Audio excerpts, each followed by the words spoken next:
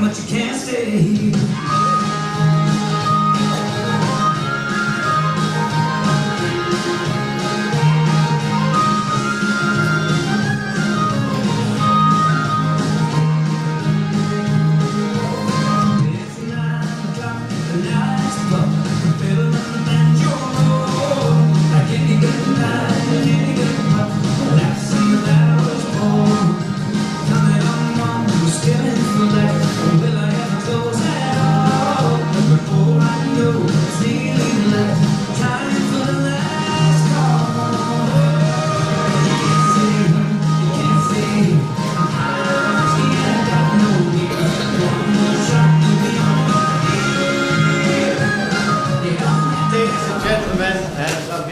Jim Keane and his wonderful cast and crew, I'm delighted to welcome you all here this evening for this special performance of Jim Keane's latest play, Big Splash, Small Fish.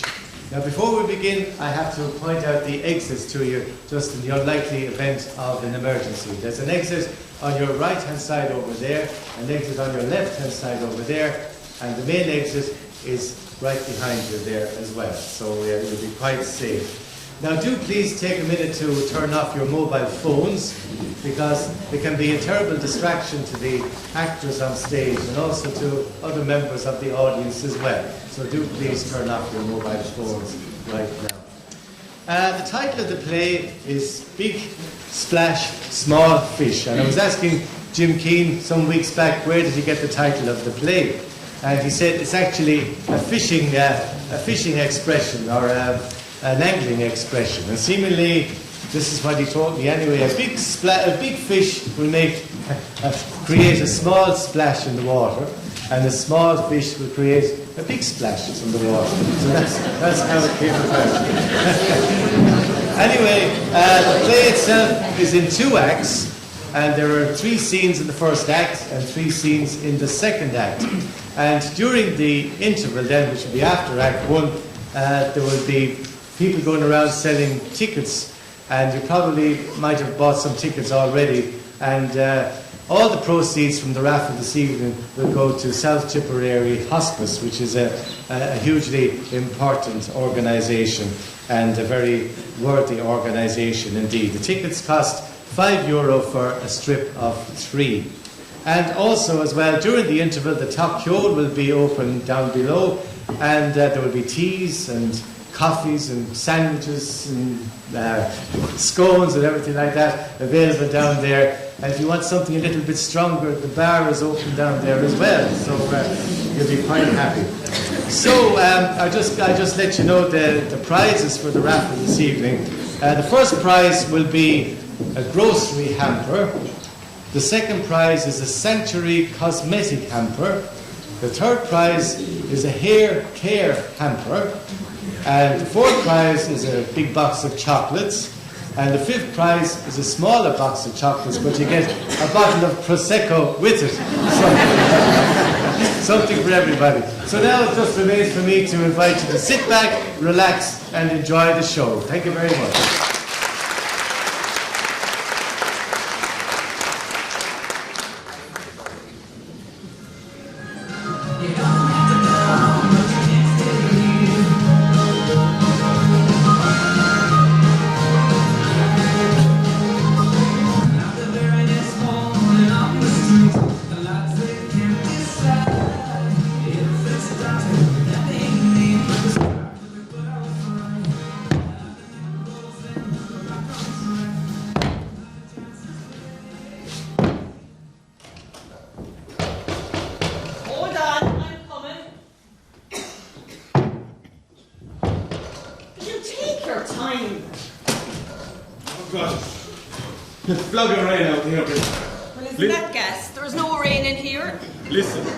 Hold on till I get this.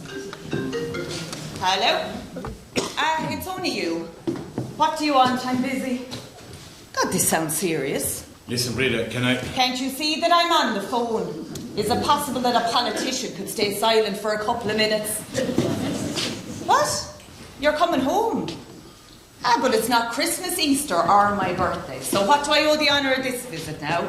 Breda, I have to go to a funeral and it's flogging rain outside. All I want is to borrow an umbrella if you had one. Hold on till I get rid of this petty.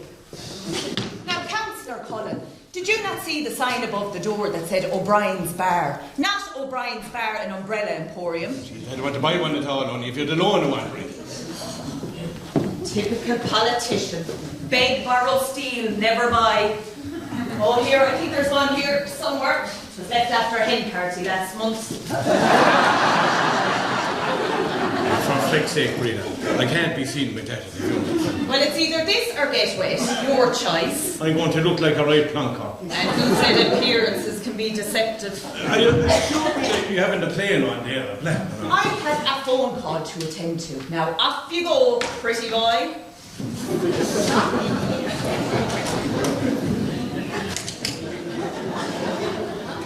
What's all this about? Why can't you tell me what the matter is? Of course I'll be here. Sure, where else would I be of a Thursday night? But that's 24 hours away.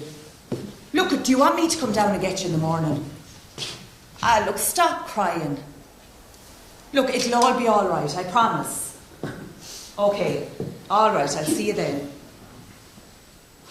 Something seriously wrong there. Evening, Breda. Yes. It's you, John Joe. You seem a bit distracted, girl. Is anything the matter? Oh, that's the problem. Something is wrong, but I don't know what it is. But that sounds mysterious. Do you want to talk about this something? No, John Joe. Look, I'm just going to have to wait until I hear more myself. Anyway, how are you keeping? Oh, so now, Breda, if I was any better, I'd be her prestige ticket. You're a great man, John Joe. The usual. Oh, aye. No point in changing a winning formula. How's Patch? Oh, begone now, but Patch is hopping off the side. He's a great little dog, sure. I'd be lost without him. Treat a dog with kindness, and he'll be the best companion and friends that you could have. I'll tell you this much, there's nothing that dog doesn't know. Did you ever think of getting a dog yourself? No need for one, John Joe. I'm well able to do the barking myself. I see a local politician heading up to the funeral, and him with a wicked fancy Freddy umbrella. Is he trying to tell us something, do you think? No, I gave him that, John Joe. He came in here earlier looking for the loan of an umbrella. It was raining cats and dogs at the time, and he didn't want to get the hair wet. Sure, I couldn't resist the temptation. Sure, I guess, woman. You won't have him on your side when you need him, playing a trick on him like that. On my side? He's about as useless as a politician as an ashtray would be on a motorbike. Evening, everyone. Not a very salubrious night out there, is it? How are you, Sham? It's Seamus, the Irish for James, not Sham. Oh, sorry. Of course it is Seamus. My apologies, Sham. I'll have a glass of red wine, Cabernet Sauvignon. Were you up at the funeral, chap? No, too busy. Anyway, I hardly knew the man. What age was he at all? And let me see now. God, he must be, 98 years? 98? Oh, who would want to live to be 98 years old? Anyone who would be 97. €5,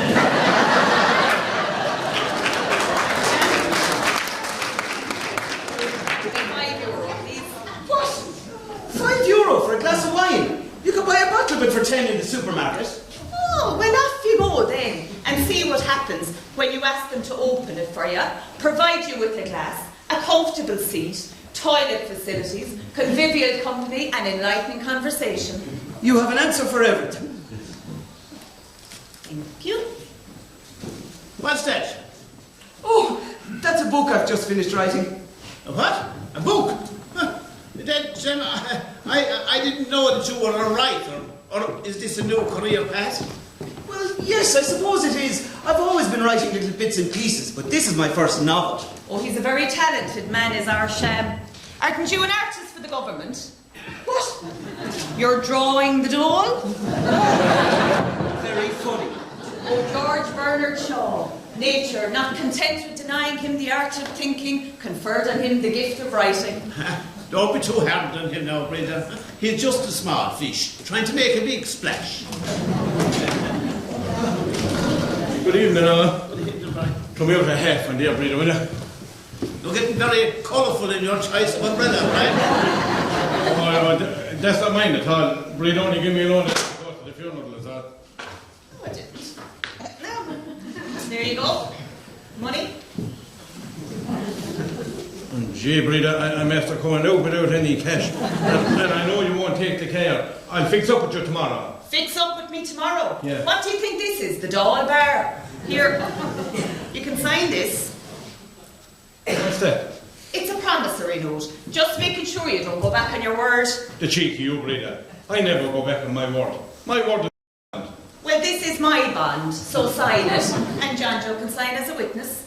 But you're being very hard on him, Breda. Well, now, you can't trust a man that carries a fancy umbrella like that. It was a handy enough funeral, so it was. Yes, it was, but so the night was bad. And most of the people will probably come to the burial tomorrow. Yeah, and most of them just to make sure he's really dead. He wasn't that popular, I suppose, was he? Popular. He had a fan club of one himself. God, he was the most depressing, annoying and selfish man I ever knew. Do you remember the time he won the GA Lotto? 12,500 euro he won. And all he did was moan about the fact that if he won it the time before, he'd have gotten 20,000. Oh, I'd no time for him. He must have caught you for a few pounds, Breda. He did once, the bastard. At his poor wife's funeral. He ordered food and drink for a few people the night here of the funeral and never paid for it. And any time I asked him for it afterwards, it was always, oh, I'll be into you tomorrow and fix up with you. So everybody knows that tomorrow never comes. He had a few dogs tied in, spread out too, I think. Yeah. He owed money to half the palace, sure. And didn't as if he didn't have it. I suppose the nieces and nephews, they'll get the lot now. Well, sure, there's no one else to get it.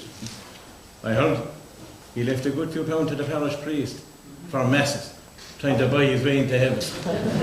Oh, well, God help him if he gets into heaven. He won't be happy till he has them all as miserable as himself. Jack, what's the book about? Oh, well, I can't tell you that until I get official clearance. From the CIA, Special Branch, FBI? No, I'm sending it to a famous film director who's going to turn it into a film. Who are you sending it to, Sham? Oh, that's a top secret. No one can know that until I get the okay. Mr. Stephen Allen Spielberg, Amalfi Drive, Los Angeles, USA. That is private. Well, for something so private, Sham, you'd be well advised not to leave it lying around the counter of a public house. What's this novel called, Sham? You're amongst friends. Come on, you can tell us a bit about it, then. No. My novel, my secret. Oh, don't worry, we won't press you for it anyway. Here, I hear we're getting a new parish priest. Not sure. So they're saying. But when does it happen, do you know? 2 or 3 weeks, I'd say. Where our own man is going. Well, maybe I could give you just a synopsis of the novel, just to whet your appetite. Well, now, Sham, if it's a top secret, we don't want to be forcing your hand. Will you shut up and let the man speak? Come on, Sham, I'm only dying to hear some of this riveting tale. Okay, but first Come on, Jojo, here. let me check if there's no ears in the bushes. What is he at? You've no recorder behind the bar, have you? No, I have not. Jeannie Mac, the next thing is we want to do a full body search on all of us. Oh, no, we don't treat the man seriously. If he has written a novel that Spielberg wants to turn into a film, well, then he deserves the attention and respect of his local bar. Do you know something? You're dead right. Come on, John Joe, come on, over here. Jesus, great. Come on. Sham, you stand here. Now you have our undivided attention. God, isn't it an awful pity we don't have that cone of silence that Maxwell Smart had? We stop reading, Come on, will off you go. Sham, what's this novel called, anyway? Well, it's a modern take on the fairy tale Snow White and the Seven Dwarfs. But to keep it politically correct, I've called it Snow and the Seven Vertically Challenged Dwarfs. He will love it. Spielberg, of course. Now, the story starts with Snow, who lives in a castle with her mother, Mrs. Frost. So she's Snow Frost. Chilling. Does she have a father? Yes, his name's Seamus. And he's a fierce chieftain returning to the castle after a battle with a rival chieftain. And he brings back the spoils of his victory. Cattle, sheep, horses, and a crate of poison. Oh, but of course he doesn't know at the time that they're poisoned. Apples. No. Spuds. No. Grapes. No. Pears. No. Bananas. Injected with a sleeping potion. So anytime anyone eats the bananas, they go... Bananas? No! They go to sleep. And they sleep for 100 years until along comes... Mrs. Moore. No! Now will you stop interrupting me? Oh, hello, Mammy. Well, you opened the bingo already. Oh, indeed I was, and what a disaster that was. Rita, would you give me out a hot whiskey or something there to heat myself up? Oh, my hands are frozen. And you know what they say, a cold hat is the sign of warm hands. What this, the grand opening of the bingo in the community hall? What happened? Well, no lie of a word, but the hall was freezing. Didn't your one Tina forget to order any heating oil? And then, sure, we couldn't hear a word that was being called because she had whispers calling the numbers. Who did you say was calling the number? Willie Breen whispers, you know the way he's talking, you'd swear he'd be calling a cat. Two little ducks, And then to make matters worse, didn't she have bottle tops chicken? Bottle tops with the big thick glasses. Sure, he can hardly see the end of his nose. Exactly, and did, to top it all off, didn't the ball machine break down halfway through in the middle, stopped dead? Don't tell me that to call off the bingo now. Not at all. Didn't herself take the top off the machine and take the balls out behind? Oh, I'd say she'd be a dab-handed handling balls, all right. She knows what she'll be doing, all right. Sparky arrived on anyway, he had it fixed after a few minutes. 'Twas a blown fuse or something like that. I should be meant, man. Hey, Mammy, have you a biro or a pencil on you? Imagine a writer without a biro or a pencil. Imagine a writer without a clue. Will you bring me down a drink when you're coming as well? Well, at what stage is it supposed to be that the son starts to look after the mother, will you tell me? But he stops being a child, Peggy. There's no hope for me, so... Yeah, that's whatever he's having there, Rita. Hello? Oh, big birthday. How are you? John, look, will you keep an eye on the bar? I have to change a barrel. John, can I answer your question there? How in the name of God did that Tina Conway one get the job as manager of the community centre?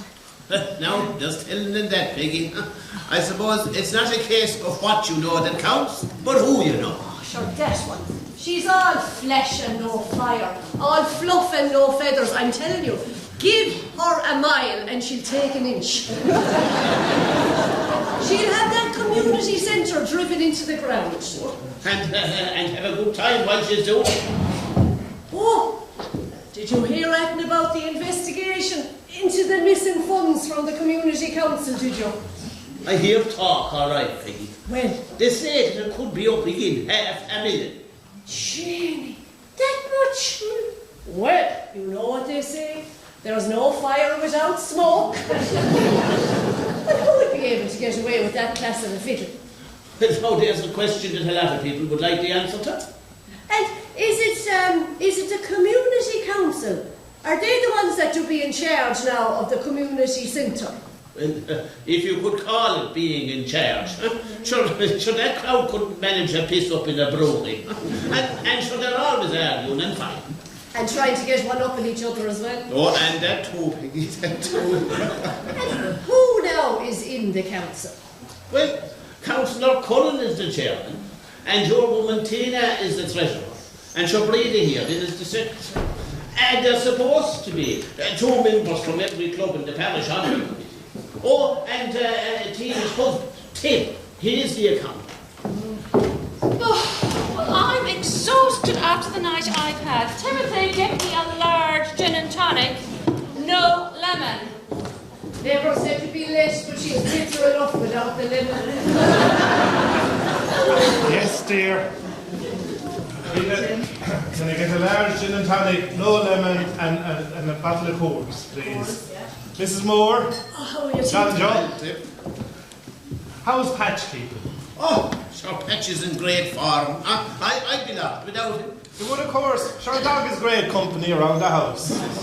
Were you up at the bingo too, Tim? Oh, God, I was, John Joe. Sure, if I didn't go herself, it'd kill me. And to tell you the truth, I'd prefer to be at home reading a good book. There you go, Tim. Thank you.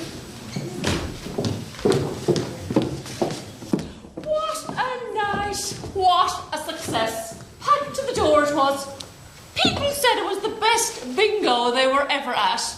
And we heard that the heating was broken and people were freezing. Not at all. In fact, we had to turn off the heating. It was too hot for most people. Peggy said it was freezing. Don't mind her. Old people. You couldn't warm them. They'd be complaining of the cold in hell. Oh, good God, Tina. How are you? How did the first night of the bingo go? Never better, Brian. Rave reviews. But, I didn't see you there. No, I had to go to the funeral this evening. Can't go tomorrow. I have that very important council meeting tomorrow. Yes, of course. So tomorrow is the meeting where the decisions will be made. Which community groups get the new EU funding? Now, you make sure my community centre gets a generous part, if not all of it. I will, Tina, but it's going to be very difficult now with the investigation hanging over the community council. Brian, my community centre needs that money. And I know what you need. Look, I'll do my best, right? Okay? Well, your best's going to be quite good, can't it? Brian, if I could have a word. Yeah? What is it, Sham? I couldn't help overhearing you talking about the council meeting and the EU funding. Yeah, what about it? Well, I was wondering if you'd put my name forward for some of that funding. You know, for my film. Hold on, Sham, now. You see, the money isn't meant for that kind of a project. It's more for community-based projects, not private enterprise. This could be the biggest community project to hit this area. Indeed, the whole country, maybe. Just think of the community involvement and employment prospects when my film gets up and running. Did you make any application for a bit of funding, Sham? Well, no, it's still in the hush-hush stage. Right. But when it gets out of the hush-hush stage, come back to me. And I will Then I'll go straight to the top and talk to Leo. Excuse me, Miss Conway. You better make sure that heating is turned on at the bingo next Wednesday or there'll be nobody at it. The heating was on, Mrs. Moore. We had to turn it off. It was too hot for most people. Most people, my arse. The heat wasn't on because you didn't pay for any heating oil. That's what I heard. Well, you heard wrong then, didn't you?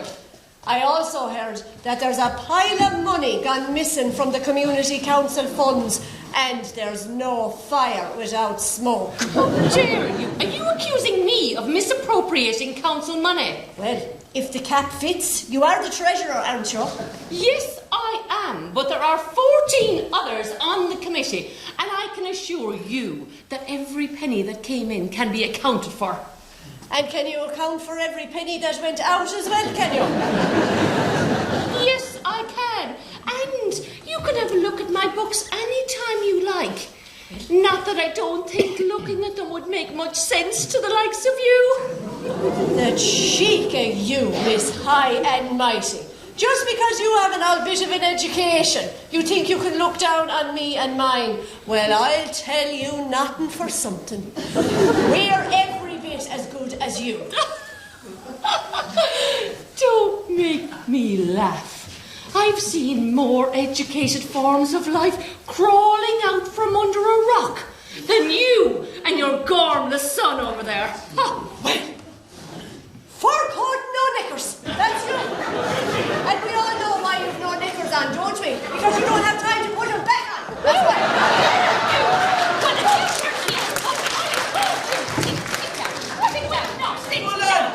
You can't talk to my mother like that. And if you hit her, you'll have me to answer to. Oh, I am quitting in my boots. Timothy, are you going to stand up for me?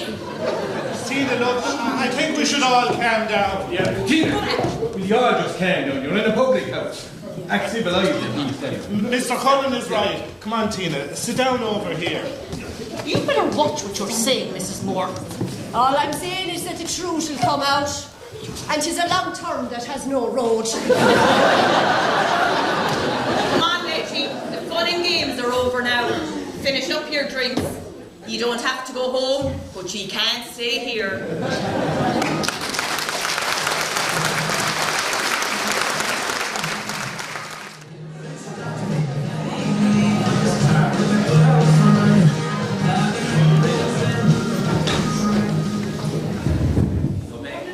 No, I'm Breda. I got it already. Thanks. No bother at all, no bother. Cheers, we'll see you tomorrow night. Stay home, please, God. God bless. Good night.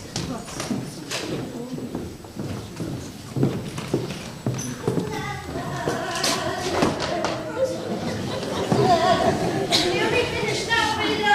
No bother, Peggy. Right, I've all the room all tidied up now. And I turned on the electric blanket. Ah, good woman, Peggy, thank you. I never said it'd be left that we left her sleep in a damp bed. Do you know, I was just thinking. I'd say now, the last time anyone slept in that bed was when Joan herself was home. And that must be what? 3 months now since your poor old father's funeral, God rest his soul. Yeah, 3 months next Friday, Peggy. You don't feel the time going, sure you don't? Oh, it'll be lovely for you to have the old bit of company, won't it? Is she going to stay for long, do you know? I don't know, Peggy. She was on the phone last night crying, but wouldn't tell me what the matter was. All she said was that she was going to be here tonight and needed to talk to me. And is himself, the husband, Bob, the builder fella, is he coming with her? Now, Peggy, you should know by now. He's Tom, and he's an electrician. But, you know, she didn't say whether he was coming with her, so I don't know. Sure, isn't that it so? They're after having an old bit of a falling out, and she just needs to get a bit of space away. Don't be worrying, it'll be a thing of nothing. 'Twill be a storeroom in a teacup. As long as it's not bad news for us, Peggy. Look, sure, there's no point in tormenting yourself, Breda. She'll be here in a few hours and you can talk about it. And you know what they say, a problem halved is a problem shared. Sorry, Peggy. And sure, look, God never opened one window, but he closed the door. Oh, and look what just opened this door. God, I need a stiff drink after the day I've had. Oh, don't tell me you had to do a bit of work, Brian. I had a very difficult council meeting today, Breda. Did you have to speak, Brian? Don't be so smart, Breda. I worked my butt off for this community. And do I get any appreciation for it? No, only smart comments, that's all. Don't you get well paid for it, don't you? All I get is a pittance and a few bob expenses, that's all. Well, isn't it gas that you think that you get, what do you get, about 30,000 a year, and probably another 20,000 on top of that you consider that a pittance? And here's me, with me widow's pension of 12,000, no expenses. People get paid by what they're worth, I suppose, don't they? What did you say you get paid, Brian? A pittance, was it? Well, tell me, did we get the amenity grant for the community centre? God, Breda, I'm not at liberty to reveal that information in a public house now. Brian, I'm the secretary of the community centre. Surely you can tell me. I know you are, Breda, but you'll have to wait like everyone else. As a politician, I have to be open, fair and honest in all my dealings with the public. And when is this new politically correct, open and honest policy going to start? That has always been my policy. And anyway, there's ears in the bushes. Oh, sure. Don't mind me, I was leaving. And anyway, I gave up listening to fairy tales a long time ago. Rita, don't forget to turn off the electric blanket. I won't, Peggy, thanks a million. Good luck. One stupid, ignorant woman, huh? Now, don't forget, if you're going to be going for a Dáil seat, you're going to need all the votes you can get. Breda, did they have to rely on Peggy more and that son of hers for votes? I give up politics altogether. Now, Brian, don't burn all your bridges. Or as Peggy would say, 'tis a long turn that has no road. You tell me how does she manage to get everything absolute? That's Peggy for you, isn't it? Now, are you going to tell me, did we get the grant or not? To be honest with you, Breda, I probably won't know until the latter half of next week. Do you know, Brian, if we don't get that grant, the future of the community centre is very shaky. Yeah, we'll get it all right, Breda. Don't you know what these things say? How are you, John Joe? A bit cooler tonight. Oh, John Joe. How are you? At least it's not raining out there anyway. I sure, and that's a blessing, isn't it? And you won't have any need for that fancy frilly umbrella. How are you anyway? Oh, so I'm as good as ever I was, right?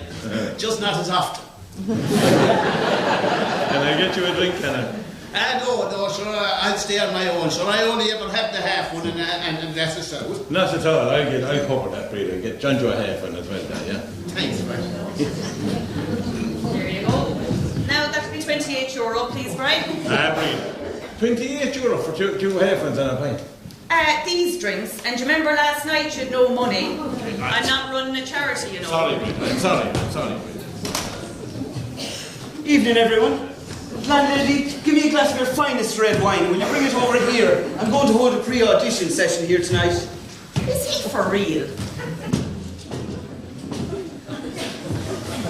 Now, Sham, Mr. Moore, your red wine. But did I not ask for it to be brought down to me? Oh, you did, but that's not going to happen. If you want to drink, you can come up to the bar like everybody else. And I suppose that's another €5. Correct, Sham. And don't forget that now you'll be able to tell everyone that you were called to the bar. Very funny. Now tell me, what's all this about holding pre-auditions? I'm holding a pre-audition session here. Did you not see the flyers? No, I didn't. And neither did I see the written permission from the landlady of these premises for such a session. What? I need permission to... Yes, I am waiting. May I have permission to hold a pre-audition session on this fine premises this evening? Well, seeing as you put it so eloquently, how can I refuse? What's a pre-audition, Sham? Well, you see, John Joe, people around here wouldn't be used to auditioning for parts in a big film. So I decided to make myself available to advise interested parties on the correct procedure, just giving them a better chance of success when Stephen comes to do the auditions. Stephen? Mr. Spielberg to you. God would want it to be a great day for the little village to have such a prominent film director holding auditions for a film here. What's the name of the film again, Sham? Snow and the 7 vertically challenged dwarves. And when will we know when it's all going to happen? Oh, I'm not in a position to reveal that information. Yeah, it is a bit like the man who invented the glass coffin. Remains to be seen.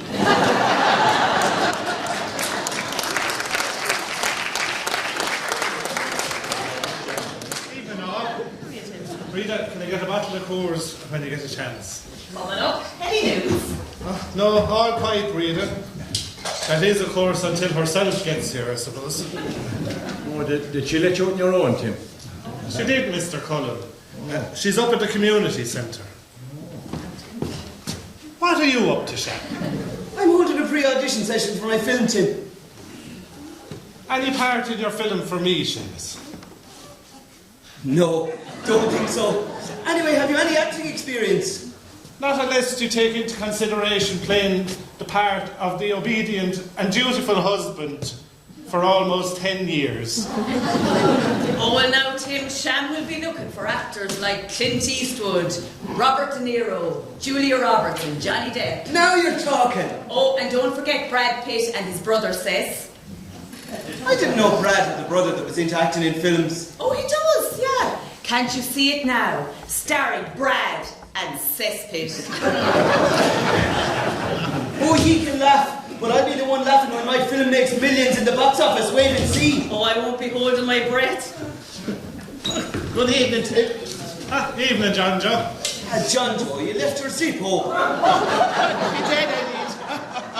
Thanks, Sham. Couldn't want to be flashing yourself in a licensed premises and upsetting people. Now, sir, there's no fear of that, Sham. Don't you know that a dead bird never fell from the nest?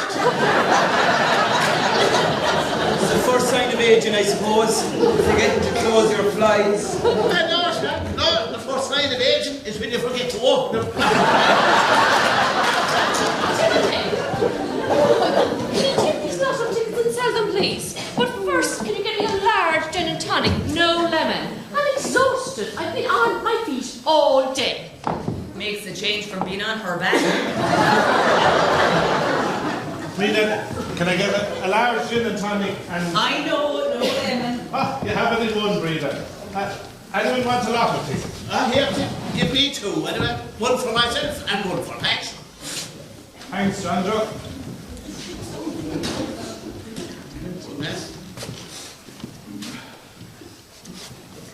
Thanks. Here you go, dear. Mr. Cullen, would you like to buy a ticket? Timothy, can't you see we're having a private conversation? Go! What about yourself, Sham? No, wouldn't waste my money on gambling. It's not gambling, it's to support the local community council.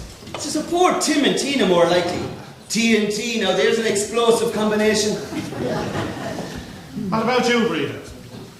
I'm sure I'll take a couple. I'll get one for Joan. Is Joan home? No, not yet, but I'm expecting her later on. How's she keeping? Ah, she's fine. It's just a fly-in visit, I think. God, you must miss your father around the place. The Lord have mercy on him. Larry was a great character. Ah, sure, he was all that, Tim. This place isn't the same without him. It's not an easy life running a pub on your own. Oh, you can say that again. But to be honest, if I could get out of it, I would. You could try selling it, but it's hard to sell a pub in the current climate. Oh, true for you, Tim. And sure, who'd want to buy a pub in a one-horse village like Kildangan? Sure, there's no shops, no jobs, no industry, no young people. And just look at this place. It's like something out of the Dark Ages. My father never wanted to make any changes and, well, I don't have the money to make any necessary improvements. Oh, you could spend a lot of money now doing this place up, and you might never get your money back. Yeah. True for you, Tim. But you know something? If I thought I could get a buyer for it in the morning, I'd sell it. And what would you do with yourself then, Breda? God, now there's the question. I don't know, I suppose maybe travel or get a job. But at what, I don't know. I've no real qualifications. What about finding yourself a rich, handsome husband? Around here. Sure, anyone who has money is too old, and all the handsome ones have left the village. Anyway, I've no interest in getting married. What about Seamus Moore? What about him? He wouldn't be a husband at all, he'd be a liability. Anyway, as I said, I have no interest in getting married. I better get these tickets into the draw before it's too late. Where's the draw on tonight, Tim? In Murphy's. Ah, no bother. John Joe, I better turn off that electric blanket. Will you keep an eye on the bar again for me? Timothy, will you get a move on and don't forget to ring the radio station with the results. Otherwise that dear Joan will be giving out again. Yes, dear. I'll do that. Yeah. Good night, everyone. Good night. Good night, Tim. What's the point of doing the results if nobody ever wins? How much is the jackpot this time? It's 15,000. It's been 15,000 for months. Does it ever go up? Did you buy a ticket? No. No. Well, then it's none of your business. And whose business will it be when it is won and there's no money there to pay out? Oh, you stupid man. Of course the money is there. By law, we have to keep sufficient funds for the payout each week. What would happen if Patch won the lotto, Tina? Who's Patch? His dog. Your dog. Oh. Actually, I don't know. I suppose you'd have to be able to sign his name if you were to collect his winnings. Now that'd be something. Well, now, he is clever enough for that, is Patch. You need a bank account as well. Can't cash a cheque these days without a bank account. Well, it is a good job that I'm putting down as John Joe and Patch Whelan and so. Anyone would think he's a member of the family. He is a member of the family. Yeah? A dog should be the member of the family. Huh? Patch is a great friend and companion, and he's always there to welcome me home. And it doesn't matter what mood I'm in. Rich or poor, well-dressed or flabby, a dog will always be your friend. And that's a lot better than most humans behave. I better be off. Oh, John Joe, before you go, here, take this. It's a bone from a lamb shank. It's for Pat. So thanks, Breda. You're great to think of him. And Sir Pat, he loves the bone every now and again. And to know what, but he's great for his teeth. Joe, Is it just that's in it? Yes, Joshua, it's myself that's in it. How are you? Oh, so giving the fear of me now. I'm not home to patch, sir. Till you wait for me. Good night, all. Good night, Johnny. Out to tomorrow, Joan. Good night, Joshua. When you come in and don't be blocking the door, you might get a last minute rush. There's a welcome for you. What do we owe the pleasure, Joan? Thank be God, Joan. You're welcome home again, girl. It is great to see you. I hope this visit is under more pleasant circumstances. Harry, yes, Brian, just a quick visit to brighten up Reda's life. You haven't been back since your father's funeral. Come on, would you all mind brightening up my life now by finishing up your drinks? Come on, it's on, all Joan. chosen. Is Tom not with you? I know, Tina, he's very busy. Anyway, 'tis just a flying visit. You'll be staying around for a few days, I hope. Sure. I'll stay for the weekend anyway. That's if the sister will allow. As long as you're prepared to pull your weight. This is no hotel, you know. Come on, Brian. come on, you got your warning. Good night. You don't have to go home, but you can stay here. I'll just take this outside till we're heading off. Good night. Good man, Sham. Good night.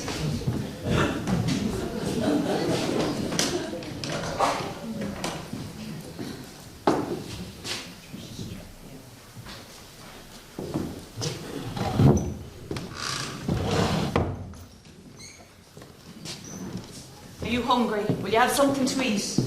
No, I stopped and had something on the way down. But I ordered coffee. Oh, no bother, I'll get it for you. Now sit down there and tell me, what's all this about? Are you sure you want something stronger? No, the coffee is fine. Now, take your time. Give a girl a chance to catch her breath. How are things with you? Don't mind me. Sure, I'm still the same boring, disillusioned, misguided, stuck in a rut and general dogfighty that I've always been. But what about you? Why can't you tell me what the matter is? This isn't purely a social visit, I take it. It's a long story. Well, do you know something? We have all night and no shortage of lubrication. Now. Thanks. Well, it's not solely a social visit.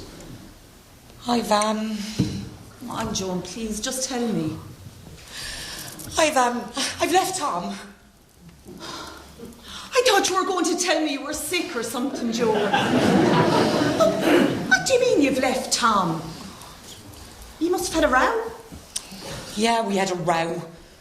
And a hell of a row. Look, at all couples have rows, I suppose. Yeah, I suppose they do. Do you want to tell me what the row was about? It was about children. Family.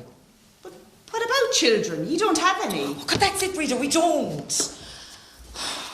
See, I've always wanted to have children, and I thought that Tom did too. So, like, you want to have a child now and Tom doesn't? Is that it? It's a bit more complicated than that, Breda. Go on, Joan, I'm listening. When we got married 5 years ago, we both said that we'd hold off on having a family. Give ourselves a chance to settle down and build a house. Tom wanted to go out on his own as an electrician, set up his own firm, and I wanted to get settled into teaching. But sure, there's nothing wrong with any of that, is there? That's what I thought. But then, over the last couple of years, I wanted to start trying for a baby, and I thought that Tom did too. Well, at least he said he did. We even did up a room as a nursery. But then as the months went by and, nothing was happening, I suggested that we seek help. At first he didn't want anything to do with it. Then I had some tests and my doctor said he could see no reason as to why I couldn't get pregnant. Tom said that his doctor said that everything in his area was fine and that we're probably putting too much pressure on ourselves and not to worry. But I don't understand. Like, why a big row now? Oh, look, I'm pregnant. George, that's brilliant news. You must both be over the moon. I suppose we would, except for a couple of complications. Complications? Well, when I told Tom, he went ballistic. Oh, why? Did he not want children at all? No, he never wanted children. He was lying all along. Look, surely he'll come around when the baby is born and that. I don't think so. You see, the rotten bastard went and had the snip just after we were married, so he never wanted children. And he let me go through that misery for years. So the snip wasn't all that successful, so... Oh no, it was successful. He made sure of that. But sure... Oh my God. Tom's not the father. You've got it in one. Oh my God. Who is the father? I can't tell you that. You had an affair. Not really. More like a one-night stand. A one-night stand and you get pregnant. How far gone are you? 3 months. 3 months. Sure, look, you've a bit to go yet. And you can stay here. Hang on a minute. Did you say 3 months? That's when you were at home for Dad's funeral. Oh, sweet Jesus. Yes, Breda, when I was at home for our father's funeral, I was in need of a bit of comfort. Oh, there's comfort and comfort in it. Or as Peggy would say, there's no point in bolting the horse when the door is gone. What? Oh, never mind. Who's the father? I can't tell you that, Breda. Well, it can't be any great stranger. It has to be someone from around here. Oh, I said leave it, please, Breda. Well, I'd say we could safely rule out Sham. Yes, stop it. Or can we? Oh my God. What about John Joe? A little bit on the old side to be fathering a baby, don't you think? Oh, I don't know, Joan. You know the old saying, there's nothing as bad as the sting of a dying wasp. Although, come here, you do know if it is John Joe's, you're going to have to call the baby Pat. Joan, seriously though, what are you going to do? But I don't know. Is it okay if I stay here for a while though, just till I get my brain working again? Of course you can stay here. Sure, this is still your home. Well, technically it's not. I mean, Dad did leave the pub to you after he left my share to build my house, but probably did leave you with very little, only this place. Sure, look it. That as it may be, but you're welcome to stay as long as you like. No bother. God, I can't get my head around this at all. I can't believe that Tom was so devious as to go off and have a vasectomy and not tell you about it. Hey, imagine as an electrician with no spark or electrician. Oh, he was no live wire though. Him firing blanks all this time and you thinking every month that you'd get pregnant. Is there no hope of reconciliation? Oh, God, no. That marriage was over a long time ago, Breda. There's nothing between us anymore. God, sometimes I wonder if there ever was. Oh. Look, come on, we better go to our beds. God, I'm not going to be able to sleep a wink, wondering who you had that fling with.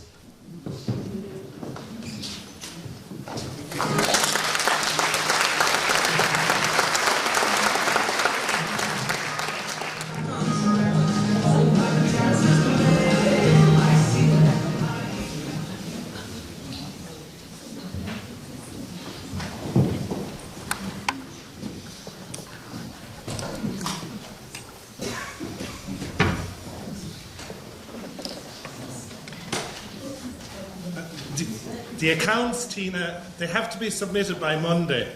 They're already over 12 months overdue. Now, are they ready? They'll be ready when they're ready. Now leave it. I can't leave it. As the accountant for the Community Council, I have a responsibility to make sure that the accounts are sent to the company's office on time. And with this investigation hanging over the Community Council, well, I have to make sure that the books are in order. You just stop fussing. You're just annoying me now. You do realise that the committee members of the Community Council, they could be fined or go to jail if there's any improprieties, and you as the treasurer would be held especially accountable. Will you stop? It's a community council, not a big business we're running. Revenue won't have any interest in the likes of us. They have bigger fish to fry. That's where you're wrong. Now, if I don't have the accounts by Monday, I'll be left with no choice but to resign as the accountant for the Community Council. You can't be serious. I am serious. I am not going to risk being struck off just because of your carelessness. Well, the only striking you need to worry about is a slap for me if you don't stop going on about this.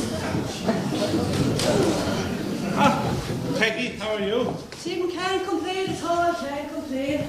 Were you running, Peggy? No, I was abroad in the community centre after set dancing classes. And no lie of a word, but that had knocked the wind out of anyone. Now, there you go. Another great service provided by my community centre. Your community centre, my arse. Tis Peter Brady that gives the classes, and we all pays him €10 each, and he pays for the hiring of the hall. And actually, he told me that you told him that he'd have to pay cash. That was only to avoid him having to pay VAT. VAT. Speaking of VAT, Tim, didn't I meet Michael Butler? And he said you did a great job on some tax returns or something. Couldn't praise you highly enough. Stop, Peggy, now, or you'll give me a swelled head. Well, this is an awful pity you wouldn't get a swelling where it might be useful. But you at least could be useful and get me a drink. Breda, can I get a gin and tonic? And whatever Peggy is having over there.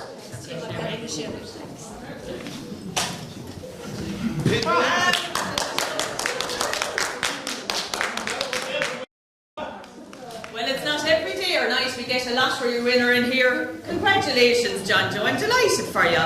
Great news, John Joe. It was great that it was one of our own that won it. 15,000, John Joe. Now that's some bonanza. What are you going to do with it at all? Well, now, Peggy, I'll have to do a bit of thinking about that. Well, I hope you've the check cash that lodged in the account. You want to make sure that there's money there to meet it. You don't want to be hatching all your chickens before they count it. Well, it's not in the bank, and I kept out a bit of cash for a bit of spending, so let me get you on a drink first. Oh, Breda, whatever will happen, and yourself as well.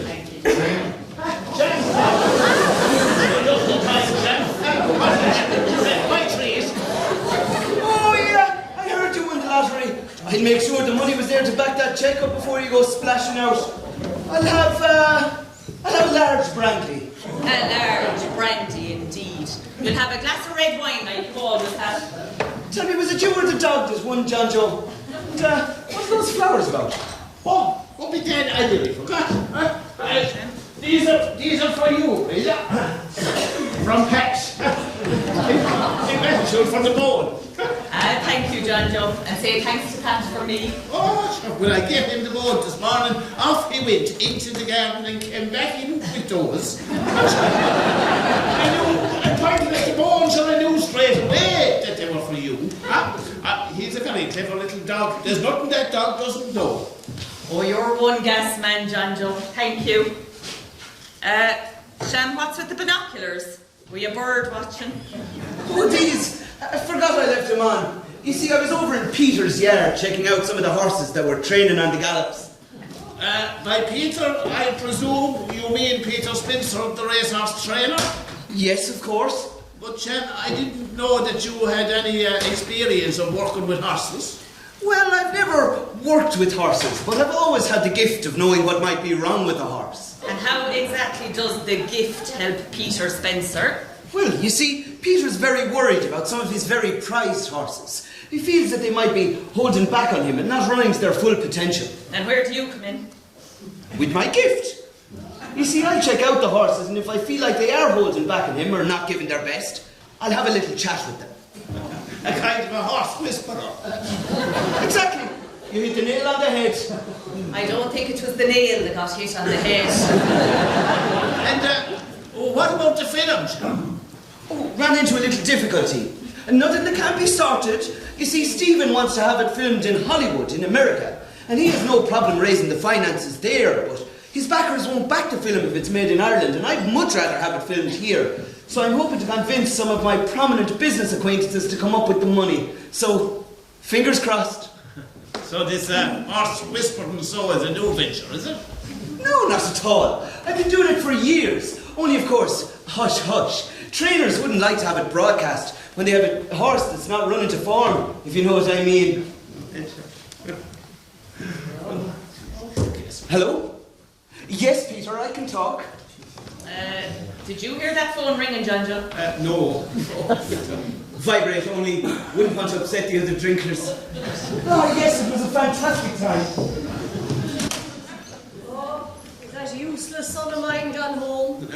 No, Peggy, he's outside the door and talking to Peter Spencer about whispering to horses. Lord save us. It's an awful thing for a mother to have to admit that she reared a full fool for a son. Oh, and it's not looking like he's going to change anytime soon. I'm sure you know what they say. You can't make a sow's ear out of a sickle. He is inclined to let his imagination run away with him, all right. I wish he'd let something other than his imagination run away with him, or better still, he'd run away himself. Oh, good evening, all. Good evening, Brian. John Joe, the very man, I believe. Congratulations are in order. So thanks, Brian. Can I get you a drink? Oh, I think that you win the money, I'll have a large brandy. Have you any plans to spend it, John Joe? So no, so look, I'll save a bit for a rainy day. Although I do have a niece that's setting up her own hair salon, and I was going to give her a few thousand to help with the fit now. That's very generous of you, John Joe. Yeah, well, now she was very good to me after poor Breda died, so that I was going to give her a few thousand out of a bit of savings that I had anyway. But sure, with this windfall then, I decided that I'd give her 5,000. Sure, when the cheque clears to me all there again on Monday morning, so I took it out of my savings today. She's calling up to see it on Sunday, and I'll give it to her then. I think I must be going to win something myself. They say if your palm itches, you're going to get something. Isn't that right? Oh, that's right, Sham. And if your crotch itches, you've already got it.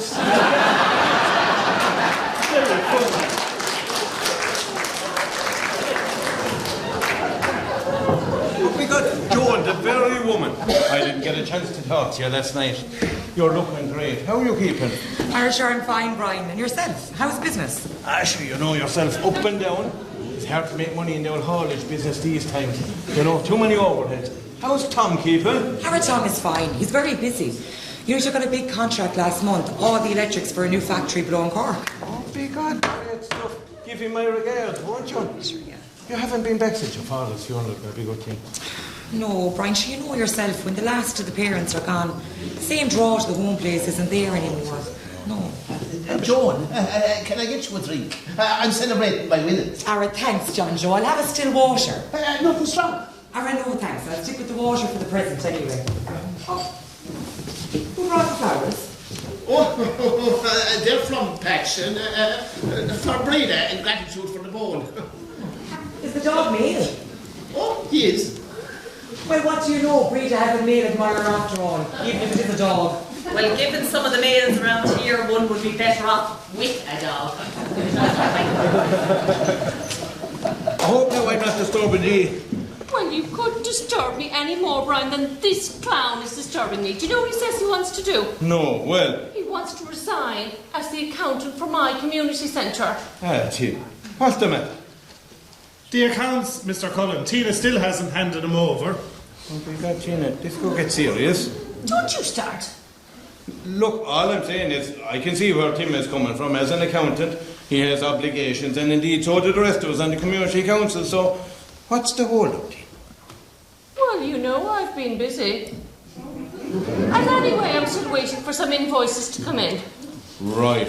Well, look, we really need to get those accounts over the line. Yeah, so, okay. As soon as you can, all right? Okay, look, I'll have them for the end of next week then, right? There you are, Tim. Now, I don't think I can wait that long, Tina. Well, don't think then, and you won't be hurting your little brain.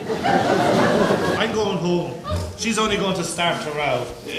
Look, Tim, I'll try and free up a bit of time over the weekend, and I'll call around and I'll help Tina with the accounts, and we'll have them ready for next week, won't we? Yeah. Now, is that all right? Thanks, Mr. Cullen. Good night, everyone. Good night, Tim. Good night, Tim.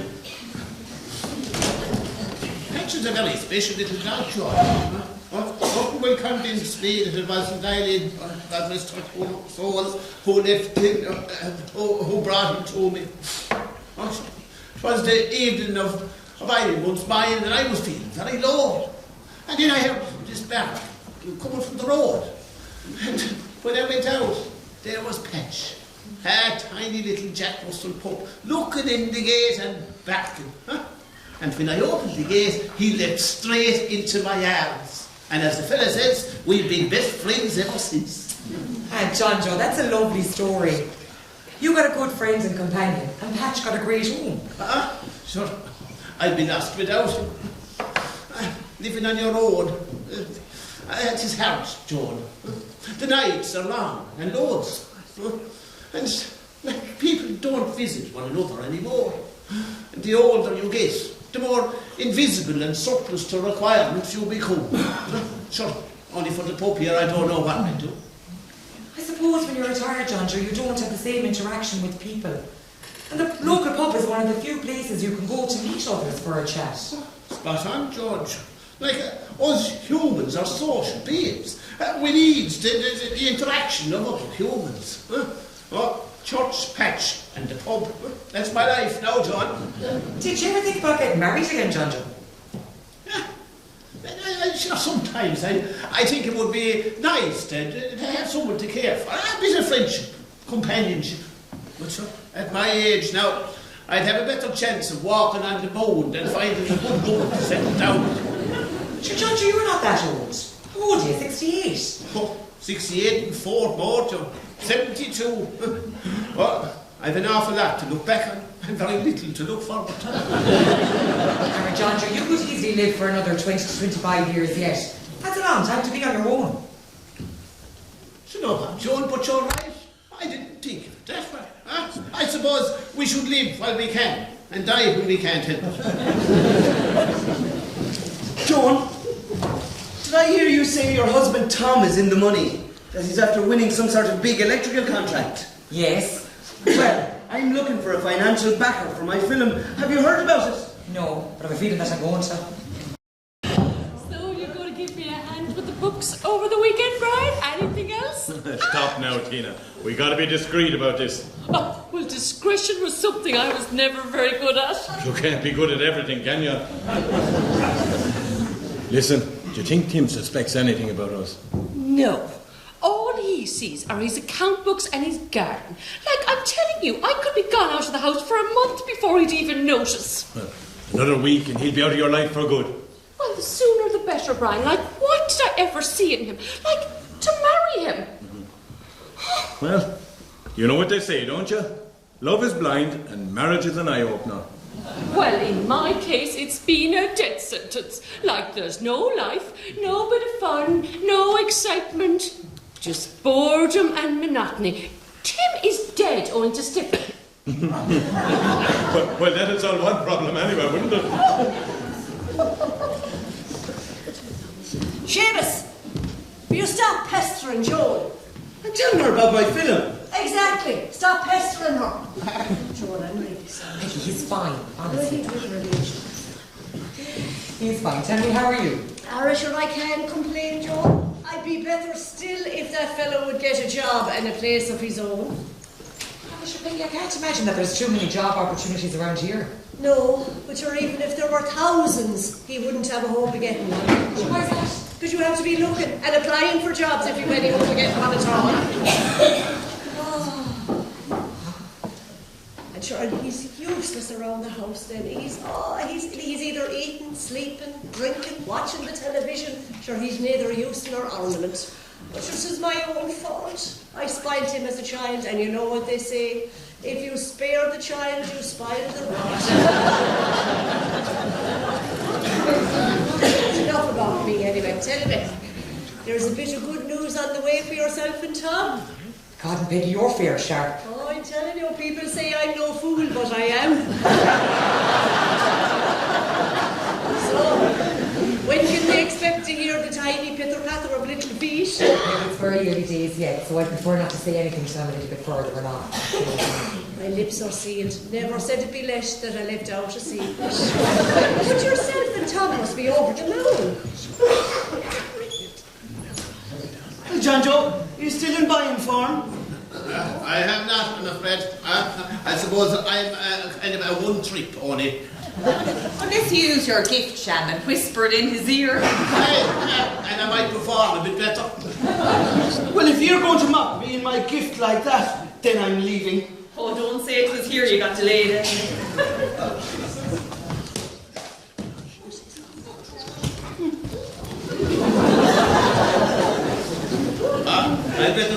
myself, Breda. Oh, no bother, John Joe. Well, Patch will be one of them housekeeper there. Good night, Doc. Good night, John Joe, and don't forget to thank Patch for the flowers for me. Sure you won't? Oh, we got them, everyone. Good night, John Joe. Bye, John Joe. If you don't mind me saying, Joan, is everything all right with Breda? I think so. Why do you ask? Well, just the last few weeks she hadn't been herself. She's been a bit distracted. She hasn't spoken to me, Peggy, but I'm only here since yesterday. And maybe it is just that she's lonesome, you know. It isn't easy running a pub on your own. And in a place like this, sure, there's no future here for a young woman like Breda. She should be out enjoying herself, enjoying life, making sun while the hay shines. Right, come on, folks. It's gone closing. Finish up your drinks. You don't have to go home, but you can stay here.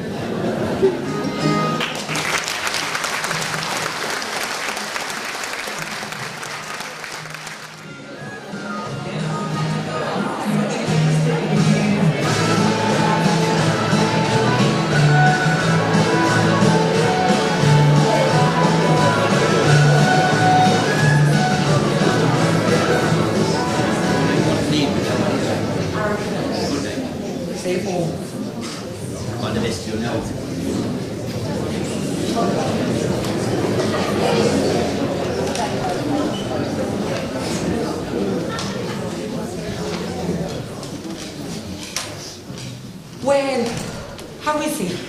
He's not good, Joan. He's not good at all. Is he coming out tonight? No. He said he can't bring himself to leave the house. God, he looks awful. I'd say he hasn't eaten or slept since it happened. Oh, the poor man. Is he all right for money? I don't know. But even if he was down to his last euro, he wouldn't admit it. And he certainly wouldn't take it if he was offered it. You left him the pot of stew? I did. But I don't know now whether he'll eat it or not. And he refused point blank to take the bottle of whiskey. Said he never drank at home and he wasn't going to start now. Sure, look, it was the social side of having a drink in the pub. That's what he liked. There's no hope of getting him down tonight. No. It's like he's lost the will to do anything, even to live. God, I hope they get the bastards who did it and throw away the key. And he was in such good form on Friday night. Oh, no sign of John Joe, no. No, Peggy. I was just up with him there now. It is awful to think that there are such scumbags going around breaking into people's houses. It must have been someone that knew he had the 5,000 in cash in the house, or someone local that tipped him off. Well, isn't that awful altogether, that someone that we know could have done such a terrible thing? If they just went in and took the money, he'd get over that. But killing the little dog, that was Poor Patch. The poor man. He was in an awful state when I went up to see him. He said that the tears running down his face. He said he put poor old Patch into a little timber coffin and he buried him in the flower bed. Oh, sure, the poor man was in bits. Oh, God. As I said, like, if they just went in and took the money, God, I hope they get the bastards soon. Oh, and the better the sooner. And sure, poor old John Joe, he'll come around soon enough. And sure, you know what they say, behind every silver lining there's a cloud. Oh, I hope John Joe will be all right. This place wouldn't be the same without him.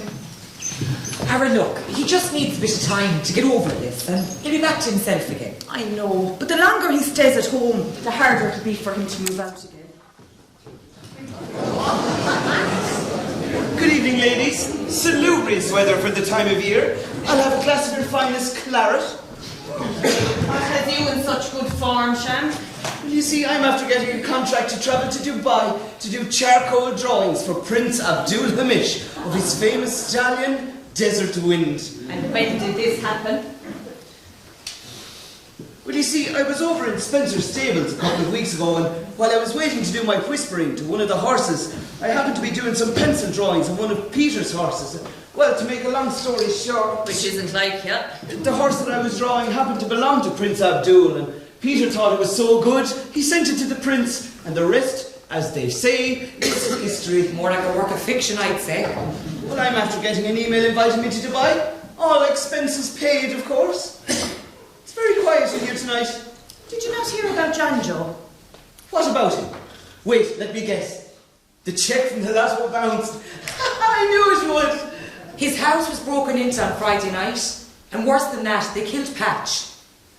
Well, I said it to him on Friday night that it was stupid keeping that kind of cash around the place and him blowing about his winnings. Sure, that was only asking for trouble. As for the dog, pointless keeping a useless terrier around the place. It's a guard dog, like a Rottweiler he should have had. Sham, you have no soul. No soul at all. Breda, while I think of it, I have a copy of the drawing I did for Prince Abdul. I'm waiting to hear back from some galleries. I thought I'd give you the opportunity to exhibit it in the pub in the meantime. What do you think? Oh, Sham, why wouldn't I want to exhibit this in my pub?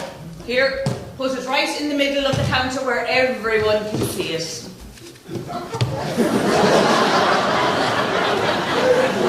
Where were you anyway that you didn't hear about John? I had a high-level meeting with some of the representatives of Prince Abdul, so I went to Dublin for that. Then I had to stay overnight and go to the Arab embassy this morning to arrange my visa. And when are you off to Dubai? As soon as the visa comes through, I suppose. Perhaps you could get Prince, what's his name? Abdul Hamish? Ah, the very man. Perhaps he could fund your film, or is that a non-runner now, if you pardon the pun? You took the words out of my mouth. My mouth suddenly feels very dirty. I better wash my teeth. Oh, well, did they sort you out? Are you all right? Everything okay? Yes, all sorted. He's just waiting for the visa to come through, and then he's off to Dubai. What are you talking about, Breda? Breda, I'm trying to keep it hush-hush. Will you shut up, or is that too much to ask? Surely your mother knows that you were above in Dublin, arranging this trip to go see Prince Big Bull in Dubai. Up in Dublin? What kind of rubbish is that pet ape on about now? Dublin me arse. He was abroad in the Limerick Regional Hospital since Saturday, having the piles removed. On the whole, Sham, that must have been painful. And here was me thinking we'd be expecting a visit from his noble prince when Sham returned the invite. Talking through his arse, that fellow. He'll be able to talk through it a lot more freely now that the piles are gone. Piles of shit and rubbish, that's all he'd be talking. Oh, it's true what they say, you can't put a young head on wise shoulders. What kind of rubbish are you on about now? Would you want to be copying onto yourself? It's none of your business, Mammy. Now you can leave me alone. Leave you alone. It is a pity I didn't leave you alone years ago, and you mightn't have turned into the clown you are now. One of these days, one of my great ideas will work, and you'll be sorry you didn't take me seriously. Take you seriously? You don't even take yourself seriously. I hear these stupid dreams and wild, crazy ideas. You're wasting your time and my money, and it's going to have to stop.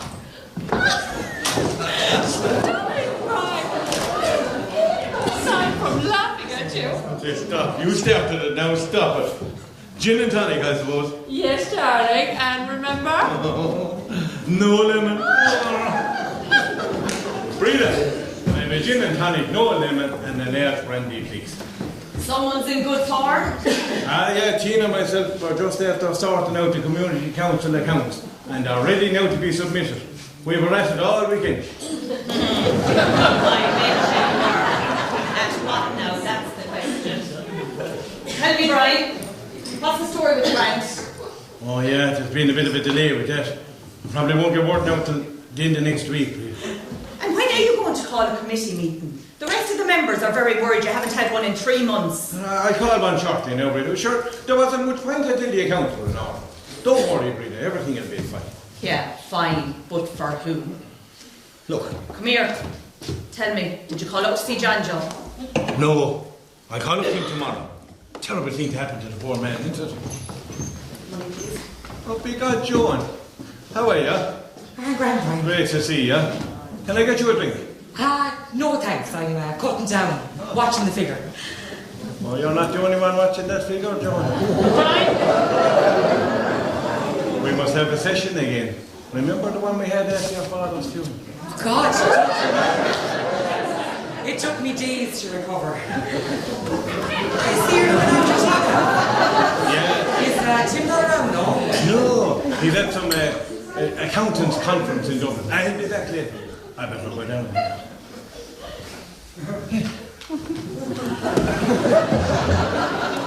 Is that Breda one asking questions?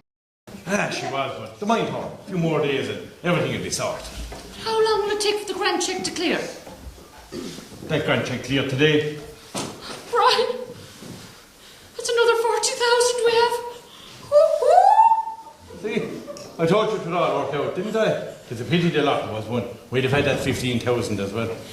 We still have it, my darling. How would you manage that? I transferred the money from the lotto account to our secret account last week. Oh my God, there'll be hell to pay, especially after what happened to John Joe. Tough. Look, I'll say I made a mistake and I'll issue him a new cheque. That'll give us another few days and by then we'll be gone.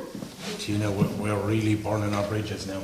Brian, there is no future for us in this backwater place, and certainly no future for a man of your political capabilities. I'm telling you, we won't be settled long in Dublin when you'll get the nomination for the party. It'll be Brian Cullen, TD, in no time. Are you sure though now that we've covered our tracks and that none of that money can be traced back to us? Brian, that money has been transferred so many times it would take a team of accountants to trace it back to us. Brilliant, brilliant, super stuff. So we've the 40,000 from the grant, the 15,000 from the lottery, the 700,000 from the community council accounts, and the 1.5 million that I drained out of the haulage business. That's well over 2 million. Not bad for a couple of years' work, eh? The community council, they get the blame for the missing funds, and I've the haulage business gone into receivership. We'll be gone on Thursday. And all we can get the blame for is falling in love and running away together. What are those two up to? Oh, Tina getting her claws into Brian, probably for his money. Suppose he'd have a few bob, all right.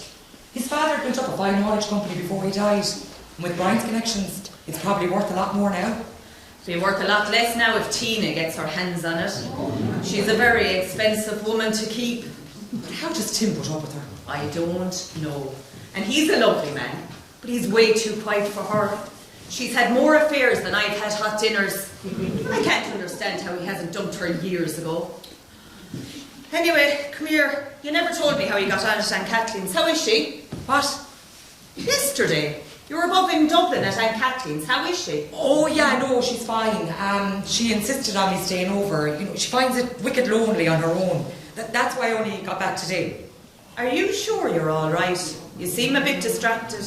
Yeah, no, it's just this business with John Joe. You know, I just can't seem to get it out of my head. Look, John Joe will be fine. He's a strong, level-headed man. He just needs someone maybe to get him out and about. Why don't you call up to him tomorrow? Do you know what? I will. I've been meaning to do it anyway, Rita. I will. I'll call him tomorrow. Do you know what? I think Joan is in the family way. Stop that now, Tina, will you? I'm telling you, I haven't seen her take a drink since she came home. Just because she's not drinking doesn't mean that she's pregnant. Stop it. Well, it's more than that. She's got that pregnancy glow about her. But I'll ask you this question. Where's the husband, Tom? He's busy. He's have to get a big contract in Cork or something, I think. Maybe. Or maybe they're falling out. Maybe he's not the father.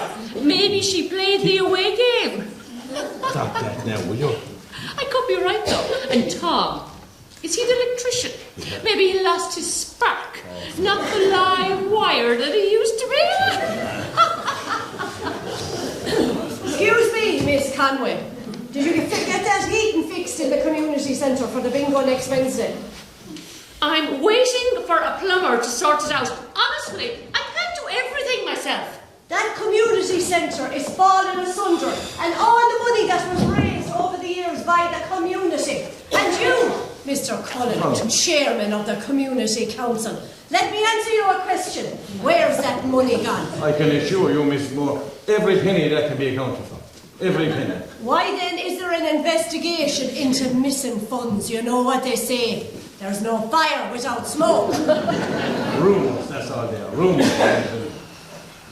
That one's been fiddling the books since she got the job. And there's another thing. How did she get the job in the first place?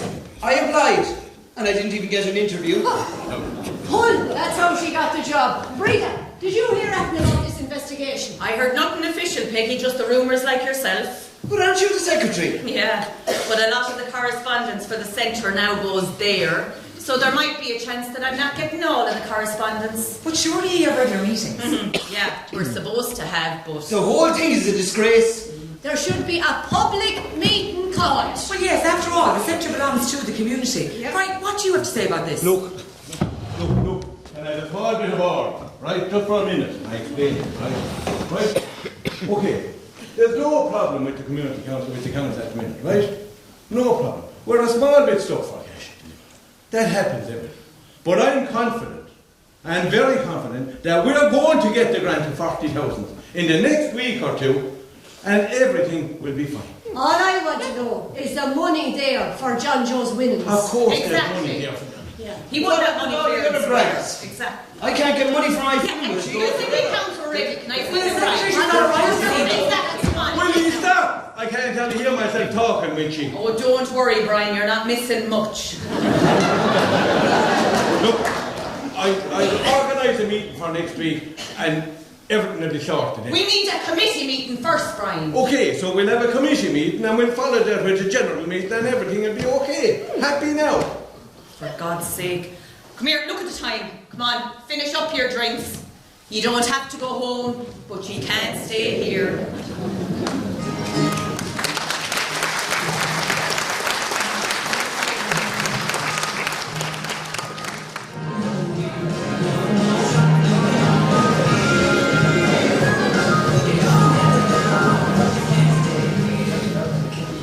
Yes, Tom, I can hear you. No, I'm not coming home. What business is it of your mother's where I am? Mammy says go to England until the baby is born. Mammy says to have it adopted. Do you know what you can do now, Tom? You can tell your mother that it's high time that she cut the umbilical cord and that you learn to stand on your own 2 feet for a change. And you can tell your mother that she can shove her arrangements and her opinions where the sun doesn't shine. Oh, figure it out. I take it you're not going back to Tom then? Oh, too right, I'm not. I stayed in that so-called marriage for far too long, thinking that if we had a baby, that it would make things better. And oh my God, what a disaster that would have been. I mean, having his baby, that I'd ever been able to get Tom or his mammy out of my life. Look, are you going to tell me who the baby's father is? Or am I going to have to wait until it's born and try and figure out who it looks like? Or no, Breda. It's better that you don't know, then you can't let it slip by accident. I'm not the one letting things slip and having accidents. Come on, you can tell me. Joan, for crying out loud, you just tell me. Oh my God. He's the last person I would have thought of. But when and how? Do I need to tell you about the birds and the bees? How will you stop it? You know what I mean. I mean, how did the two of you get together? Surely it wasn't a case of, will ya, I will, and ye did. Was there drink involved? Oh, well, we had a couple of drinks from time to time, but it wasn't like a drunken night of passion or anything like that. Do you remember I was home for a couple of weeks while you were away when Dad was sick? Yeah. Well, we got talking and we discovered that we'd loads in common, and then after Dad died, well, I was in need of a bit of comfort and he was there. Oh, is that what it's called now? Comfort, huh? Oh, it doesn't look like he's only good at adding up figures, but he's also good at handling them too. Well, your figure anyway. Not there's no accounting for what can happen, if you pardon the pun. Stop it. Now, not a word to anyone, you promise? I promise. But have you any plans for the future? Well, we were in Dublin over the weekend and we've decided that we're going to move in together. So that's where you are. Oh, this is all starting to add up. You've made your calculations, I suppose? Enough. And what about Tina? Does she know? Has she figured it out? She's too busy cavorting with Councillor Cullen to notice. Anyway, that marriage is over a long time ago. There's nothing between the two of them anymore. And come here, you said about moving in together.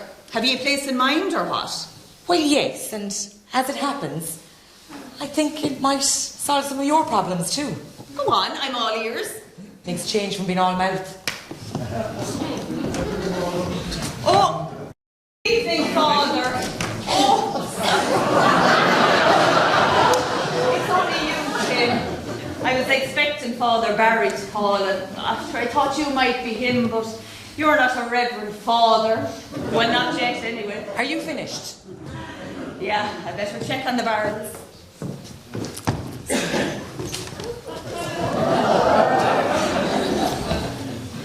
I take it she knows. Oh, God, Tim, I'm sorry. She just kept going on at me until I tell her. But don't worry, she won't say a word to anyone. I hope not. Although I suppose it doesn't matter now that we've decided what we're doing. Oh, I can't wait to be with you, Joan, and out of that terrible relationship with Tina. Oh, Tim, why did you stay with her? Habit. Fear. The fear of being alone. And when you're being put down and told that you're useless, you lose faith in yourself. You begin to believe it yourself. It was only after talking to you and falling in love with you that I realised what a terrible relationship that I was in. That in fact I was being controlled. Oh, God, Tim, there's a pair of us in it. Oh, Tom didn't want a wife or a lover. All he wanted was another mammy. Did you get a chance to talk to Breda about our proposal? Oh, God, Tim, I'm sorry, I didn't get a chance. But don't worry, I don't think that she's going to have a problem with it. She's been stuck here for far too long. She needs to get out of here. Be happy, make a life for herself, live a little. After Mam died, she stayed here to take over the pub with Dad, and that was only 10 years ago now. Yeah. Look here. Oh, John. It's lovely to see you.